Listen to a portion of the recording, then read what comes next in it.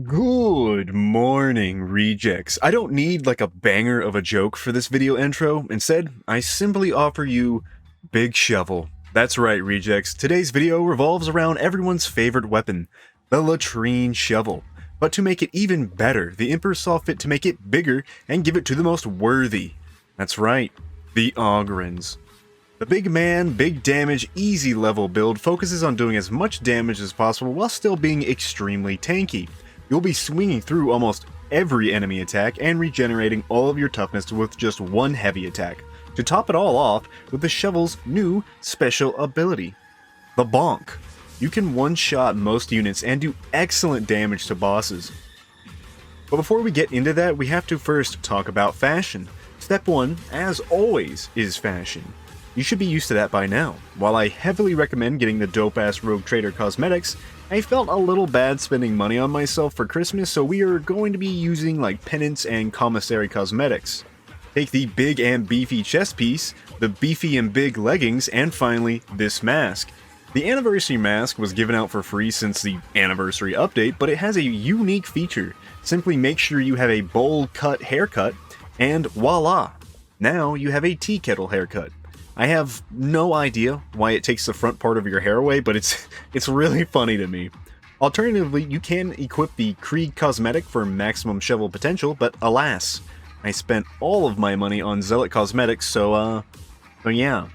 Step 2 is weapons. I figured I'd just start with the shovel since that's like the whole reason you're here. You're going to be taking the Mark 5 Latrine Shovel. Compared to the Mark 19, which does do more damage, the Mark 5 has a significantly better attack pattern, focusing on wide sweeping heavy attacks that fits perfectly into a heavy attack focused talent tree.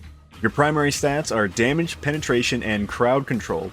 For perks, we take the industry standard of unyielding and carapace. Flak doesn't matter at us to all, since we can like one-shot everything that has flak armor.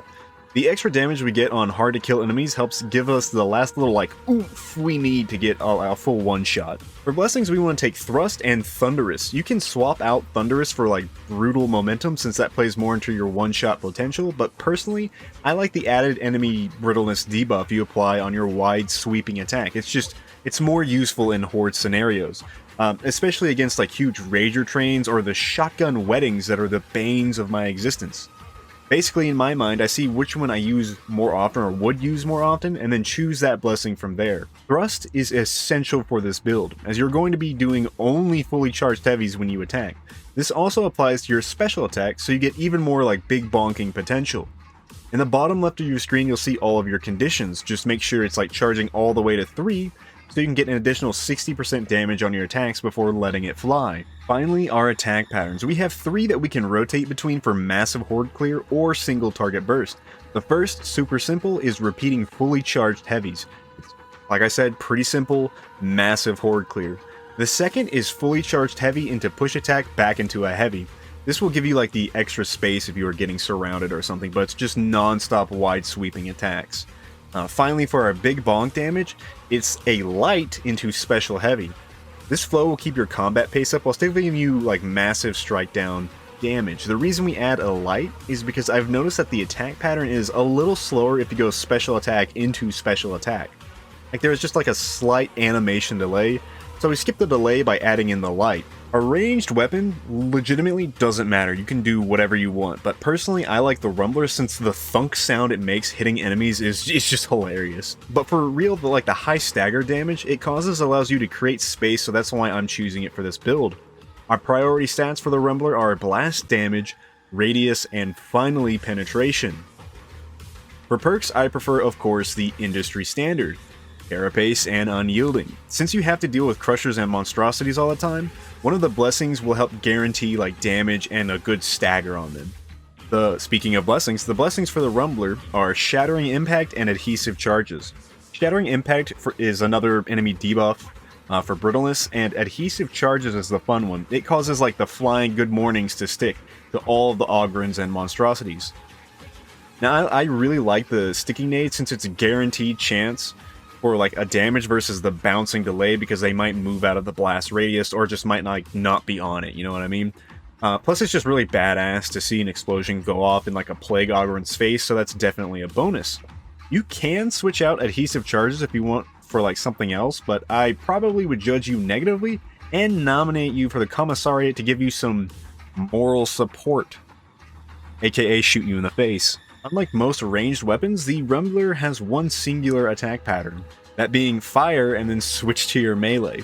Normally in a horde you won't have time to reload, so getting some space on you and then going into your immediate heavy combo will get you feeling less claustrophobic in no time. To end out the weapons, we have our Curios. I personally like taking one additional wound because gray screen is just nasty. And then for the other Curios, we add more toughness. As the more toughness we have, the better. I mean, it's grade A right there. Especially since we're going to be regenning it super fast. It's like, why wouldn't you have more toughness? Of course, for perks, we want damage reduction from ranged enemies we hate to deal with. Since they are really like our biggest threats, we need as much damage reduction from them as possible. Step 3 is our talent tree. This whole thing focuses around doing as much heavy melee damage as possible, which blends nicely with thrust, as I said before. The passes you get from the earlier part of the tree are super important, particularly the best defense and smash 'em. These give you immediate 25% toughness regen on hitting one or multiple enemies respectively. So we get to maximize all of our attack patterns without having a long period of time getting hit. And just as a edit, heavy attacks. They have to be heavy attacks for you to get the regen, not a light. We also want to get linchpin, as the more toughness you regenerate, the better. So, like I always say, stay close to your team for coherency bonuses. For grenades, it really doesn't matter what you choose. Personally, I like the frag bomb, or the nuke as it's lovingly referred to as. But you can take the rock for memes. I mean, it's good stagger-wise, but the nuke also has stagger and does a shit ton of damage, so it's more bang for your buck, as they say. For a combat ability, I feel like it's an obvious choice as Bull Rush. It gives you more space, allows you to get on ranged enemies as fast as possible, and depending on the passive, you can get damage passive, or you can do the bleeding enemies. Both are nice. Both are totally up to you. You just pick the one that you kind of play around. After that, we are beelining down the left side of the tree. But to make this build work, we have to take the passive No Stopping Me. This prevents you from being stun locked out of your heavy attacks, so it's crucial to make this work. The heavy hitter keystone and passive should be self-explanatory why we take them. It's just more damage, and it ties into all of our attack patterns, so we're able to keep the heavy hitter up 100% of the time. So by the end of the talent tree, you should have a lot of toughness damage reduction, and a literal Ogryn-sized pile of damage building up, ready to just smack. I guarantee if you had a fully charged heavy with a really nice bull rush, you would smack Grandfather Nurgle's belly, and he would feel it in his butthole. That is how strong this build is. It's just absolutely blessed by the Emperor. Step 4, and to round us out, is general tips, and it's super short. Swing through all of the damage. Even if you are surrounded, you'll be able to regen all of your toughness back with one swing, and you'll be getting a lot of damage reduction from one of your passives. It's also nice if things that don't die from the initial heavy swing will more than likely die due to your bleed passive that you took.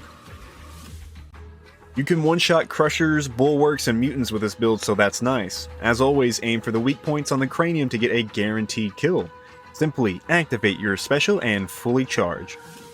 If there are multiple Crushers, you'll need to use your special heavy attack pattern to clear them up a little bit faster, but if you need to, you can fire your Rumbler like at the ground or on them to get them all staggered away from you. When it comes to Mutants, it's pretty difficult to get the timing right for this, as compared to like a Zealot Thunderhammer one-shot, it'll feel like you're swinging way too early, but I promise you, once you get the hang of it, these Mutants won't even be an issue, because it's really weird. It's like the hitbox lags a little bit behind the model or something, I don't know, or maybe I just suck at timing it right.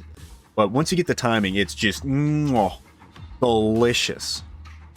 Finally, you have to be mindful of your spacing on bosses. It's really easy to miss on these guys despite how big they are. What I typically like to do is stagger them first with Bull Rush or a grenade or a Rumbler shot, and then get one guaranteed special heavy attack pattern off. This will give you like maximum damage in half the time, so you know, I would buy that for $1. A RoboCop. But anyway, that's the big man, big damage build. I hope you all enjoyed it. Leave a like and subscribe if you want to see more Ogryn builds, or comment down below for something else. Just make sure it's not a Psyker build, because that class sucks Nurgle's ass. And of course, happy holidays. I don't know why I said holidays. And of course, happy holidays, enjoy your time with friends and family, and thanks for tuning into this video. I'm glad you're here.